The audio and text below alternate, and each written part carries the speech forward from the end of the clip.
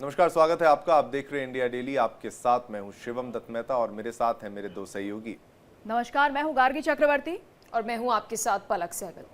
चलिए शुरुआत करते हैं। 3 का सवाल में आज का मुद्दा क्या है वो सबसे पहले आपको बताते हैं। विदेशी ताकतें, आर्टिफिशियल इंटेलिजेंस और एक साजिश का दावा। बागेश्वर धाम के पीठाधीश्वर पंडित धीरेन्द्र कृष्ण शास्त्री का बड़ा बयान सामने आया है, जिसमें उनका कहना है कि एआई के जरिए उनके फेक वीडियोस बनाए जा रहे हैं। उन्हें अंतर्राष्ट्रीय स्तर पर बदनाम करने की चाल चली जा रही है। क्या सच में बाबा बागेश्वर के पीछे विदेशी ताकतें हैं? फिर सुर्खियों में है बागेश्वर धाम के महंत धीरेन्द्र कृष्ण शास्त्री कहते हैं एआई टेक्नोलॉजी का इस्तेमाल कर विदेशी ताकतें उनके खिलाफ फेक वीडियो फैला रही हैं। उन्होंने दावा किया कि एक 22 सदस्यीय टीम उन्हें निशाना बना रही है। क्या बाबा बागेश्वर वाकई एक बड़े डिजिटल षड्यंत्र के शिकार हुए? बागेश्वर धाम के महंत धीरेन्द्र कृष्ण शास्त्री का कहना है कि विदेशी ताकतें एआई के जरिए उनके फेक वीडियो बना रही हैं, उन्हें बदनाम करने की साजिश कर रही हैं, पर बाबा का भरोसा अड़िग है। उनका ये कहना है कि हनुमान जी साथ हैं तो कोई कुछ नहीं बिगाड़ सकता। क्या ये आस्था की कोई लड़ाई चल रही है? क्या डिजिटल युग में कोई नई जंग शुरू हो गई है एआई वीडियो के जरिए? हम बड़े खुले मंचन से हलीउल्लाह वालों की ठटरी गा रही, तो क्या वो चुप बैठे होंगे? उनका जितना बस होगा वो करते होंगे। बड़ी बड़ी विदेशी ताकतें गिरावे के लाने रोज हमको एक सूचना दी थी किसी बहुत बड़े पदाधिकारी ने दिल्ली में कि पूरी आईटी की 22 लोगों की टीम हमारे खिलाफ लगी है सिर्फ वीडियो वायरल की। और फेक वीडियो बना करके, एआई जनरेटेड वीडियो बना करके वायरल करते हैं, उस पर रुपया लगाते हैं, स्पॉन्सर्ड कहते हैं उसको, पैसा लगा करके वायरल करना। तो उन्होंने कहा कि आपको भय नहीं लगता? हमने कहा सुनो, हमारा जो है सो सामने है। हम कमरे में भी वैसे ही रहते हैं, मंच पर भी वैसे ही रहते हैं। जब हमको डर नहीं है, कुछ कर नहीं है, तो डर नहीं है, फिर जो भगवान को करना होगा सो होगा। ये खतरनाक होगा सास, क्योंकि जो है ना गर्ल्स बॉयज़ जो यंगस्टर्स हैं उनके लिए गलती हो रही है। उनके लिए अलग अलग बन रहे हैं, क्योंकि कोई किसी से दुश्मनी लगाना चाह रहा है तो एआई के थ्रू कर ले, ये गलत है। एक्चुअली एआई है तो बहुत अच्छे के लिए है, मगर इसके जो फेक वीडियो बन रहे हैं वो दुखदाई है, क्योंकि अभी हम समझ ही नहीं पाते हैं कि ये वीडियो जेन्युइन है कि फेक है। और वो फेक वीडियो से किसी की ज़िंदगी ख़राब हो सकती है, किसी के को नुकसान हो सकता है। तो मेरी तो ये रिक्वेस्ट भी है कि एआई में इस तरह की चीज़ें प्रमोट ना की जाएं। देखिए, आज के टाइम पे ऑलमोस्ट सारे एआई का प्रयोग कर रहे हैं। 98% लोग तक सारे एआई का प्रयोग कर रहे हैं, जिसमें से कुछ लोग उसका अच्छा प्रयोग करते हैं, कुछ लोग गलत प्रयोग करते हैं। मैं कहूँगा कि एआई मेरे लिए तो अच्छा ही है, कुछ लोगों के लिए गलत है। जैसे कि मतलब वो फोटोज़ वगैरह एक दूसरे के फेस स्वैप करके लगा देते हैं। बचने का तो बस यही है कि बस उसमें थोड़ा एक तो खुद को फ़र्क अवेयरनेस होनी चाहिए कि मतलब देख के पता चल जाता है, आँखों को देख के पता चलता है। आँखों की मूवमेंट ना एआई कभी भी सही नहीं वो करता। मुझे जानकारी लगी है कि किसी व्यक्ति द्वारा एआई से जनरेटेड वीडियो बाबा बागेश्वर का वायरल हो रहा है। जिस भी व्यक्ति द्वारा ये एआई से जनरेटेड वीडियो वायरल किया जा रहा है, ऐसे व्यक्तियों पे सख्त से सख्त कार्रवाई हो। हम सारे धर्मों का सम्मान करते हैं और इन सभी धर्मों के गुरुओं का अपमानित ऐसा एआई से जो फेक वीडियो मिसयूज करके बनाया जाता है, इसके हम सख्त से सख्त के वो खिलाफ हैं। और हम प्रशासन से मांग करते हैं कि सभी धर्मों का सम्मान करते हुए ऐसे एआई से मिसयूज हो रहे वीडियोस का आप सख्त से सख्त कार्रवाई करें। धीरेन्द्र शास्त्री जी को पहले तो ये भी सोचना चाहिए, चिंतन करना चाहिए, आत्मचिंतन, कि वो कोई ऐसा बयान देते हैं क्या जिससे कि उनके नाम के ऊपर असर पड़े। कई सारे ऐसे बयान हैं जो पब्लिक डोमेन में हैं, तो उनको एक वो जिम्मेदार भरे पद पे हैं, जिम्मेदारी भरे पद पे हैं, सोच समझ के बयान देने चाहिए। आरोप तब समझ में आते जब उनके बयान ऐसे नहीं होते। बयान बांटने के ना हो, सबको एक लेके चलने के हो, तो कोई बदनाम नहीं करेगा। चलिए 3 के सवाल में आज के हमारे 3 सवाल कौन से वो आपको बता दें। पहला सवाल, कौन कर रहा है बाबा बागेश्वर को बदनाम? एआई तकनीक से वीडियो बनाने के पीछे कौन? और ऐसे मामलों पर कार्रवाई के लिए क्या कोई ठोस कानून है? इस पर भी विस्तार से चर्चा करेंगे। चलिए इसी पर चर्चा करने के लिए हमारे साथ एक्सपर्ट्स का शानदार पैनल जो है कुछ ही पलों में आपके टेलीविजन स्क्रीन पर होगा। राकेश चतुर्वेदी जी हमारे साथ इस वक्त जुड़ चुके हैं। राकेश जी, आपसे सबसे पहले ही आपसे प्रश्न। बहुत बहुत धन्यवाद आचार्य जी, आपने अपना कीमती वक्त निकाला। लेकिन एआई का दौर है, हर कोई एआई का इस्तेमाल करता है, मॉडर्न टेक्नोलॉजी का इस्तेमाल करने से पीछे क्यों रहा जाए। लेकिन एक समस्या है डीप फेक। जिस तेज़ी से प्रगति कर रहा है, उन्नति कर रहा है, उसके साथ साथ दुर्गति भी हो रही है कि भाई जो गलत लोगों के हाथ में अगर ये हथियार के रूप में आ जाए तो फिर किसी भी तरीके का भाषण उसी चेहरे से, उसी आवाज़ से प्रसारित कर दिया जाएगा और दुनिया को लगेगा कि हाँ वाकई ये बाबा बागेश्वर धाम की तरफ से यानी पीठाधीश्वर जो है वो पंडित धीरेन्द्र कृष्ण शास्त्री जी की तरफ से दिया गया है। ऐसा उनको क्यों कहना पड़ा, इसके पीछे आगे क्या तर्क है और क्यों कह रहे हैं कि भाई मैं जैसा यहाँ पे हूँ कमरे में वैसा हूँ, हर जगह वैसा हूँ। ऑडियो अनम्यूट कर लीजिएगा। प्रथम तो इस मंच को शिवम जी मेरा प्रणाम है और बहुत अच्छा विषय आपने लिया और बागेश्वर धाम सरकार जी ने जो बातें कही हैं वह सिर्फ उन्हीं के लिए या किसी बाबा के लिए नहीं, हर किसी के लिए। जैसा कि एक समय आपने देखा सोशल मीडिया पर खास करके एक ट्रेंड चला कि अपने ड्रेस को चेंज करने का, अपने रूप को बदलने का, इन सब तरीके से देखिए कोई भी जब तकनीकी आती है तो उसका सदुपयोग कम होता है, दुरुपयोग बढ़ने लगता है। देखिए इसका एक विकल्प देखिए शिवम जी, जो बागेश्वर धाम सरकार जी के एआई को नकारा नहीं जा सकता क्योंकि यह भविष्य है। जैसे कि हम अध्यात्म में किसी न किसी प्रकार से हम अध्ययन करके या ज्योतिष में हम अध्ययन करके अपने आप को हमेशा अपग्रेड करते हैं, वैसे ही टेक्नोलॉजी हमेशा अपग्रेड होगी। इससे हमें लड़ने के लिए तैयार रहना, लेकिन इसकी डिमेरिट्स जो है, जो हानियां हैं, उनको लेकर के हमें पहचान, जैसे कि कैसे उसको अब सरकार को उस पर वर्कआउट करना चाहिए कि कैसे पहचाना जा सके कि कौन से फेक वीडियो हैं, कौन से एआई द्वारा निर्मित है, कौन से सामान्य है। तो ऐसी अवस्था में हम ये नकार नहीं सकते, जैसे हम ज्योतिष में हर दिन अपने आप को अपग्रेड करते हैं वैसे ही विज्ञान भी अपग्रेड करता है। लेकिन यह सच्चाई है कि अगर किसी तरीके से किसी के प्रति, खास करके जैसे बाबा धीरेन्द्र शास्त्री जी हैं, धीरेन्द्र शास्त्री जी हैं या कोई भी अन्य जो धर्माचार्य है, अगर उसका कोई वीडियो जो है फेक बना करके करता है तो ऐसी अवस्था में वह धर्म का चेहरा है और धर्म का एक बड़ा चेहरा है। इस समय वैश्विक स्तर पर, विश्व के लेवल पर जो है धीरेन्द्र शास्त्री को मानने वाला एक बहुत बड़ा ग्रुप है। तो ऐसी अवस्था में अगर कोई भी ऐसी चीज गलती से भी जाती है जिससे राष्ट्र को, धर्म को या मानव उनको जो है हानि पहुंच सकती है, यह जो उनकी चिंता है, इस चिंता को लेकर के उन्होंने यह बयान दिया है। और मुझे लगता है इस बयान से सार्थकता लेकर के, सार्थक पॉजिटिव लेकर के हमें एआई के फेक चीजों को पकड़ने के लिए जो है जितनी जल्दी हम तकनीकी विकसित कर लेंगे हमारे लिए अच्छा रहेगा, बाबाओं के लिए भी अच्छा रहेगा, चैनलों के लिए भी अच्छा रहेगा, हर किसी के लिए अच्छा रहेगा। ठीक है, राहुल लाल जी भी हमारे साथ इस वक्त मौजूद हैं और एआई के दुरुपयोग के बारे में थोड़ा सा विषय से हटकर भी है, लेकिन ये वो हस्तियां हैं जो कि राजनीतिक मंचों पर भी चर्चा में रहती हैं। राहुल लाल जी, अब एआई का दुरुपयोग अगर इस कदर हो जाए और ये खतरे की बात जो है और जो शक है वो अगर धीरेन्द्र कृष्ण शास्त्री स्वयं बोल दें तो आप मामले की गंभीरता को समझ सकते हैं। क्या कारण आपको लगता है रहा होगा? शिवराम जी देखिए, डीप फेक और एआई के जो पूरे मामले हैं वो एक गंभीर मामला है। प्रधानमंत्री वो बहुत पहले ही चिंता प्रकट कर चुके हैं कि इसके ऊपर कैसे नियंत्रण और कंट्रोल स्थापित किया जाए, क्योंकि किसी के भी चेहरे का प्रयोग, किसी के भी आवाज का प्रयोग बिल्कुल हूबहू उसी रूप में होता है। ये एक विज्ञान ने एक संकट प्रदान किया है और वो संकट हम लोगों को सोशल मीडिया प्लेटफॉर्म पर दिखने भी लगा है। लेकिन आचार्य धीरेन्द्र शास्त्री जिस प्रकार के बयान अतीत में भी देते हुए रहे हैं, उनके विवादास्पद किस्म के कई बयान होते हैं, तो क्या वो अपने उन बयानों से जो है कि अब उनसे पिता छुड़ाना चाहते हैं, अब वो माफी नहीं मांगना चाहते हैं, इसलिए वो जो है कि एआई की तरफ इशारा कर रहे हैं। अभी आपको याद होगा शिवम जी, हम लोगों ने देखा था कुछ दिन पहले उन्होंने बयान दिया था दीपावली को लेके और उसमें बार बार एक विवादास्पद शब्द का वो प्रयोग कर रहे थे। वो बयान जब मैंने पहली बार सुना था तो मुझे भी ऐसा ही लग रहा था शिवम जी कि वो कहीं डीपफेक वीडियो तो नहीं है। आचार्य धीरेन्द्र शास्त्री इतने बड़े जो है कि वो धर्म के जो है कि धार्मिक प्रवचन करने वाले, धर्म को लेके लगातार बोलने वाले व्यक्ति हैं, वो दीपावली में उस शब्द का प्रयोग बार बार कैसे करेंगे? लेकिन हालांकि 2-3 दिनों बाद उनका माफीनामा वाला वीडियो भी आया उनका।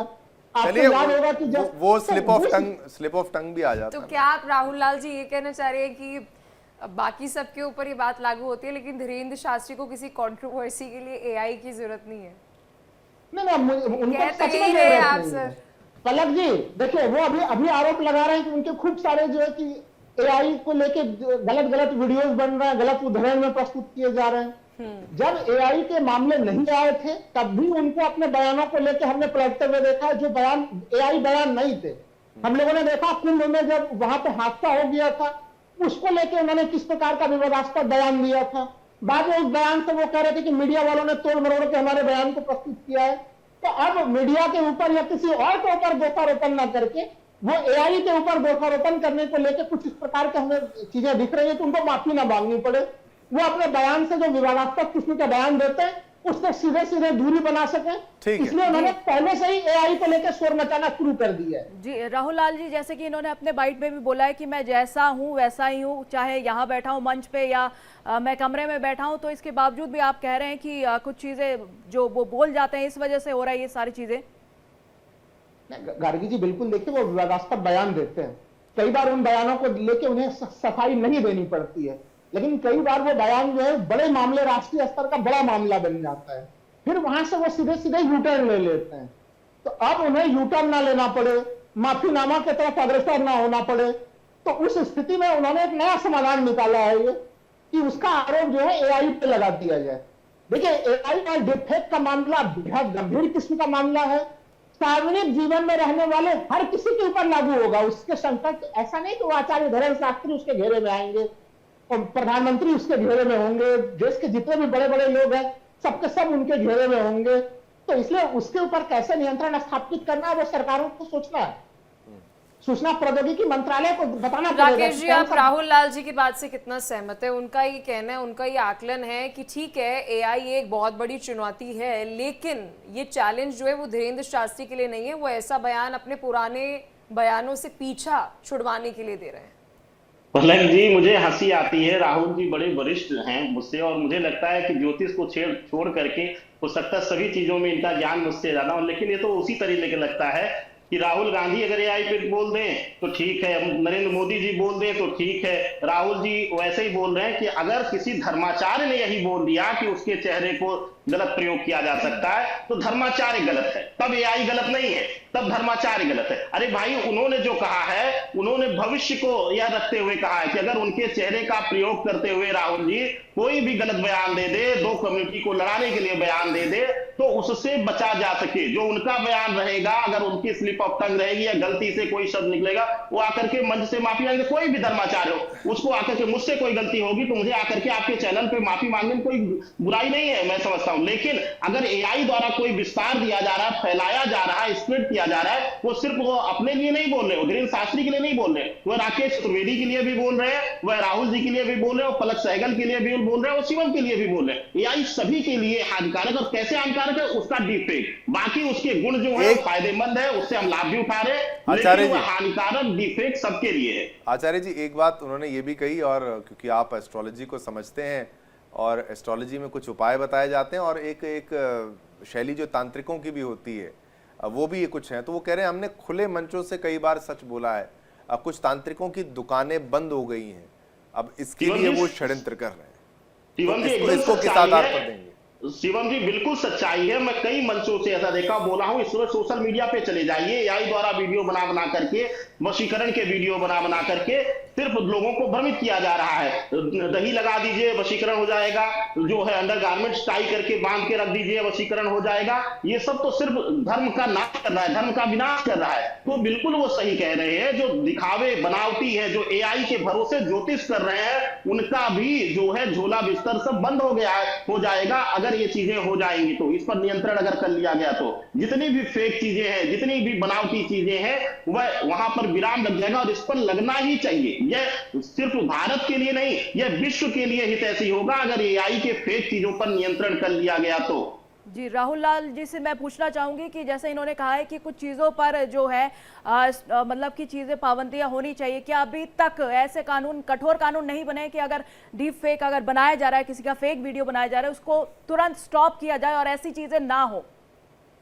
नहीं, देखिए इस बात से मैं सहमत हूं कि डीप फेक को लेके भारतीय कानून व्यवस्था काफी कमजोर है। डीप फेक अभी बहुत तेजी से प्रगति कर रहा है, वो एआई की टेक्नोलॉजी काफी तेजी से आगे बढ़ रही है, हमारे आपके तमाम सबों के वीडियो, आवाज सबों का पूरा प्रयोग किया जा रहा है, लेकिन उसको रोकने के लिए जो सरकार है, सरकार की गति काफी कछुए की गति से चल रही है। तो टेक्नोलॉजी आगे आगे और उसके निवारण का काम जिस सरकार को करना है, जिसको कानून बनाना है, उनकी गति पीछे पीछे चल रही है। तो इसलिए इसमें डीप फेक और एआई टेक्नोलॉजी आगे है, इसमें कोई संदेह की बात की स्थिति नहीं है। लेकिन मैं फिर आऊंगा आचार्य धीरेन्द्र शास्त्री जी के ऊपर। आचार्य धीरेन्द्र शास्त्री जी दो मामले उठा रहे, कह रहे हैं कि भाई दूसरे जो उनके प्रतिद्वंदी है वो जो है कि उनसे परेशान है, उनकी दुकानें बंद हो रहे हैं। भाई प्रतिद्वंदी उनके भारत में है और उनके लिए डीप फेक वीडियो बनाने का काम जो है कि विदेशी शक्तियां कर रही हैं।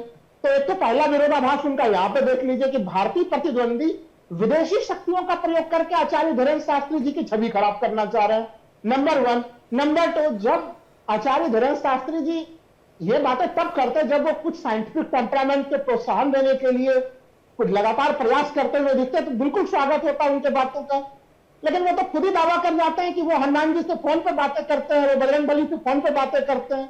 तो ये देखिए इस पूरे प्रकरण में भी अगर देखें आचार्य धीरेन्द्र शास्त्री जी के, तो वहां पे बड़े विरोधाभासों से भरे हुए चीजें हैं। नहीं, विदेशी ताकतें हो सकती हैं, मैं ये कह रहा हूँ कि राहुल लाल जी खूब पसंद करते हैं धीरेन्द्र शास्त्री। हाँ वो बिल्कुल। राहुल जी अब ये बताइए ना, विदेशी ताकतें क्यों नहीं? कि भाई एस्ट्रोलॉजी की बात करें तो आचार्य राकेश चतुर्वेदी जी समझते होंगे कई इंडियन एस्ट्रोलॉजर्स ऐसे हैं जिनका बिजनेस कनाडा में ज्यादा है, बाकी जगहों पर ज्यादा, अमेरिका में ज्यादा है, वो भारत में रहकर ऑपरेट कर रहे हैं।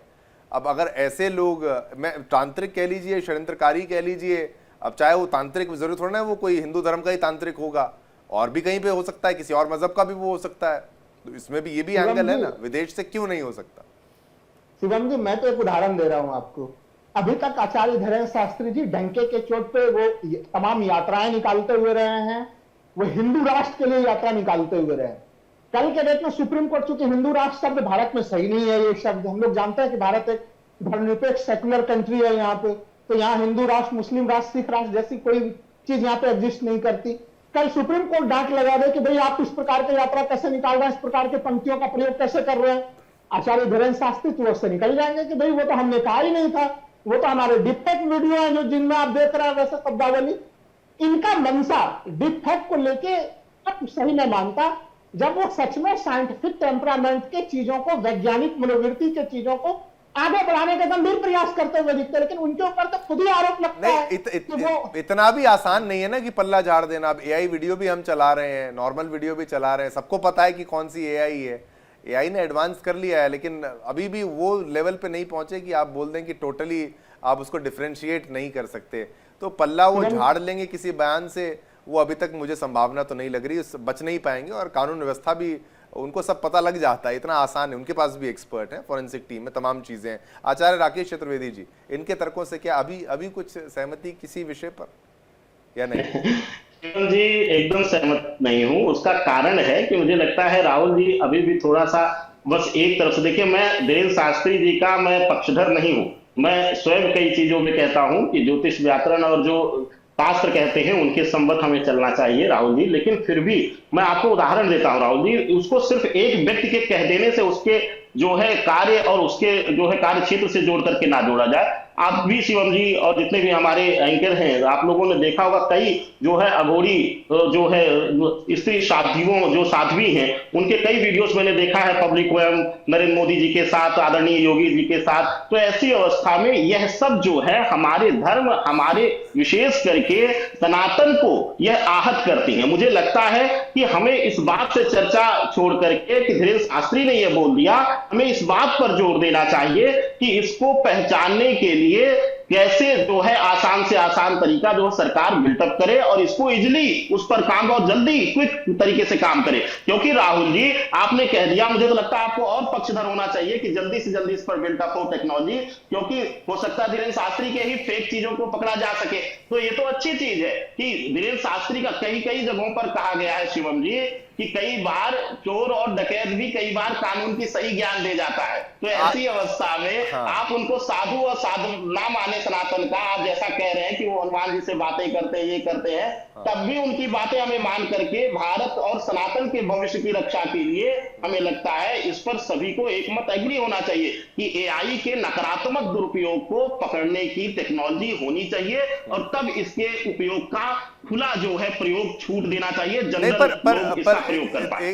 जो दो छोटे प्रश्न हैं, एक तो आखिर पंडित धीरेन्द्र कृष्ण शास्त्री निशाने पर क्यों हैं, और दूसरा पंडित धीरेन्द्र कृष्ण शास्त्री जी को आप किस श्रेणी में डालते हैं कि भाई वो क्या वो ज्योतिषाचार्य हैं, क्या वो माइंड रीडिंग एक्सपर्ट हैं, क्या फिर उनको कुछ ऐसी विद्याएं उन्होंने हासिल करी हैं जो किसी और श्रेणी में आती हैं, जो आप समझा पाएं कि भाई उनके पास इतनी शक्तियां अगर हैं तो उसका लॉजिकल एग्जाम्पल भी तो कोई आप बताएं कि भाई वो कैसे और क्यों, ताकि लोग मतलब थोड़ा वास्तविक भी वो लगे। शिवम जी बिल्कुल सही कहा आपने। देखिए, ज्योतिष व्याकरण एक फिक्स व्याकरण विधान है जिसका हम फिक्स पैटर्न है, मैथमेटिक्स पैटर्न है, उससे हम गणना करते हैं। लेकिन जिस विधा में आदरणीय धीरेन्द्र शास्त्री जी बढ़ रहे हैं उसको एक आध्यात्मिक स्पिरिचुअल पावर कहा जाता है, चाहे उनके जो है ज्ञान, उनके जो है तप, उनके जो है समर्पण से वह प्रसन्न हो जाए। अब कुछ लोग कहते हैं कि 50 वर्ष कोई करता है, अरे तप की कोई सीमा ही नहीं, किसी को ईश्वर अपने आशीर्वाद से अनुग्रहित 10 महीने में कर दे, 10 दिन में कर दे, किसी को 10 वर्ष में भी ना करे। तो ऐसी अवस्था में आचार्य धीरेन्द्र शास्त्री जो है वह कोई ज्योतिष व्याकरणाचार्य नहीं है, वह विशेष रूप से एक आध्यात्मिक गुरु के रूप में आगे बढ़ रहे हैं और अध्यात्म को लेकर के लोगों को अग्रसर कर रहे हैं सनातन के पथ पर चलने के लिए। तो इसमें हमें कोई इसमें विरोधाभास नहीं होना चाहिए और उनके ऊपर कोई भी कटाक्ष नहीं करना चाहिए। ठीक है राहुल लाल जी, आप किस श्रेणी में उनको देखते हैं, या फिर आप आध्यात्म में विश्वास रखते भी हैं कि नहीं, मतलब ये भी एक प्रश्न। केदारनाथ से आए हैं अभी वो कुछ दिनों पहले। नहीं, मैं तो अध्यात्म में पूरा विश्वास रखता हूँ, लेकिन देखिए मैं आचार्य धीरेन्द्र शास्त्री जी को, मैं अभी यहाँ पे जो धर्मगुरु है उन्होंने कहा कि उनको चोर डकैत भी मान लीजिए, फिर भी उनके सलाह को मैं उन्हें उस श्रेणी में भी नहीं रखता। एक ठीक है वो आध्यात्मिक प्रवचन करता है और आध्यात्मिक प्रवचनकर्ता के रूप में मैं उन्हें जरूर देखता हूँ उनको। तो ये तो चूंकि वो 24 घंटा उनकी आजीविका है, वो 24 घंटा धार्मिक प्रवचन करते हैं, तो धार्मिक प्रवचनकर्ता के रूप में देखता हूँ। लेकिन उनके जो बयान होते हैं वो अधिकांशतः वो जानबूझकर विवादास्पद किस्म के बयान वो देते हैं। नहीं, जैसे क्या मतलब कि पटाखों को लेकर ज्ञान ना दें, ये ज्ञान तो वो दे ही रहे थे शिवम जी, लेकिन ज्ञान जब वो दे रहे थे तो एक शब्द विशेष का प्रयोग जानबूझकर बार-बार कर रहे थे। उसको छोड़कर फिर उसके बाद क्या गलत बोला, मतलब ओवरऑल मैं तो कह रहा हूं कि वो शब्दों का जानबूझ के ऐसा चयन करता है जिससे कि उसके ऊपर ध्यानाकर्षण, भले ही आलोचना करने के लिए हो, अगर धर्मांतरण के लिए वो आवाज बुलंद कर रहे हैं तो क्या धर्मांतरण नहीं हो रहा है, ये आप बता दीजिए। शिवम जी धर्मांतरण हो रहा है, मैंने पहले भी आपके कार्यक्रम में कहा है। छांगुर का मामला जो है कि गंभीर मामला है, वो उठाए और वैसे लोगों को कहीं कहीं राजनीतिक प्रश्रय मिलता है, नहीं मिलना चाहिए। तो धर्मांतरण के संदर्भ में भी वो आवाज उठाते हैं, बड़ी अच्छी बात है। लेकिन साथ ही साथ उनको ये भी चीज चाहिए कि जो हिंदू धर्म के लोग हैं यहाँ पे बाबाओं के अनावश्यक चपेट में भी आ जाते हैं। तो नहीं, आप कहना क्या चाहते हैं राहुल जी, थोड़ा स्पष्ट बताइए ना, आपको क्या आपत्ति है बागेश्वर धाम से, पंडित धीरेन्द्र कृष्ण शास्त्री से, क्या चीज को लेकर? आपने चोर डकैत भी नहीं बोला, कुछ ऐसा आपने शुरुआत करी थी, आप कहना क्या चाहते हैं? नहीं, मैं चोर डकैत शब्द का प्रयोग मैंने नहीं किया था, वो आचार्य राकेश जी ने कहा था कि अगर चोर डकैत भी कुछ सही सलाह देता है तो उसको भी मानना चाहिए। अच्छा। तो मैं उस श्रेणी में उन्हें कदापि नहीं मानता हूँ, मैं उन्हें धार्मिक प्रवचनकर्ता के रूप में बिल्कुल मानता हूँ। और मैं मानता हूँ कि जिस तरह से उनकी फैन फॉलोइंग है, उनको थोड़ा जो है कि सनातन धर्मी जो लोग हैं उनको थोड़ा सही ढंग से प्रशिक्षित करना चाहिए और उनमें साइंटिफिक टेम्परामेंट का भी विकास करना चाहिए, जो सही बाबा और नकली बाबा के बीच की पहचान भी कर सके लोग। क्योंकि हम लोगों ने देखा है उत्तर प्रदेश में किस प्रकार के एक बड़ा सा भगदड़ और मचा था 2 साल पहले, वो घटनाक्रम भी शिवम जी आप भूले नहीं है। शंकर बाबा नकली बन के घूम रहे थे, उसके पीछे लोग जो है कि पीछे चले गए थे। तो भक्त और जो ईश्वर और भक्त के बीच के संबंध कैसे हो, वो जितना ज्यादा तार्किक होगा उतना ज्यादा बेहतर होगा। लेकिन आचार्य धीरेन्द्र शास्त्री जी लगातार एक विवादास्पद बयान देते रहते हैं। और वो बयान वो जानबूझ के लोकप्रियता पाने के आपने एक शब्द बोला, पर आपने केवल एक शब्द को लेकर आपत्ति, जो कि ठीक है वो स्लैंग में चला जाता है, लेकिन आपने बाकी और कुछ नहीं बताया क्या विवादास्पद। ठीक है, राकेश चतुर्वेदी जी, आचार्य जी, हाँ कुछ कहना चाहते हैं? राहुल जी कंप्लीट कर लीजिए अगर 2 लाइनें। नहीं, मैंने तो एक उदाहरण और दिया ना कि जब अभी महाकुंभ का आयोजन हुआ था और उसमें कुछ लोग दुर्घटनावश जो है कि भगदड़ में मारे गए थे, उसको लेके उन्होंने जो बयान दिया था, क्या उस बयान से आप सहमत हैं शिवम जी? ठीक है, नहीं ठीक है, मैं उनसे पूछ लेता हूँ। राकेश चतुर्वेदी जी, आपका जवाब आपका। शिवम जी, मैं राहुल जी के इस सवाल का भी जवाब दूंगा, लेकिन मैं एक चीज बोल दूं राहुल जी आपके लिए, आप पूरी बातों में घुमा फिरा के वही बातें बोल रहे हैं कि कोई हिंदू धर्माचार्य कुछ बोल दे तो वह गलत है, उसकी जो है कोई स्वतंत्रता नहीं है धर्माचार्य के रूप में बोलने की। लेकिन कोई और संप्रदाय का कुछ भी बोल दे, काटने के लिए बोल दे, धर्मांतरण करा ले, तो आप उसकी धार्मिक स्वतंत्रता को लेकर के आप कहते हैं कि कोई हिंदू धर्माचार्य उसका विरोध ना करे, पहली बात। दूसरी चीज, उन्होंने जो कहा कुंभ के मौके पर। कुंभ लोगों की आस्था का विषय, कुंभ वहां पर समर्पण का विषय है। गंगा के स्पर्श को ही लोग मोक्ष मान लेते हैं। उनकी जो गणना थी, उनकी जो अपनी सोच थी, उन्होंने वहां पर रखा। वहां पर हर किसी का जो है मतविरोध हो सकता है, वह व्यक्तिगत मतविरोध हो सकता है, उसको कोई नहीं कह सकता है। लेकिन एक चीज और आपको बता दूं राहुल जी, कि यहाँ पर जो बात हो रही है, बार बार आप सिर्फ उनके विरोध में आ रहे हैं और उनका कुछ गलत भी नहीं बता रहे। उनका मैं बताता हूं आपको दिक्कत क्या है। आपको दिक्कत है कि पूरा भारतवर्ष उनके पीछे सनातन के नाम पर चलने के लिए तैयार हो गया। जहां वो खड़े हो जाए, अगर सनातन की नाम आ जाए, सनातन की आवाज हो जाए, तो अब इतने दिनों बाद भारतवर्ष में कोई ऐसा जो है सनातन का धर्माचार कह लीजिए या कह लीजिए आपके अनुसार कथावाचक कह लीजिए, क्यों आया है कि उसके साथ चल। ठीक है, समय इतना ही था। बहुत बहुत शुक्रिया आचार्य जी आपका, राहुल लाल जी आपका। और किसी ने पुरजोर तरीके से अपनी बात को रखने का प्रयास किया।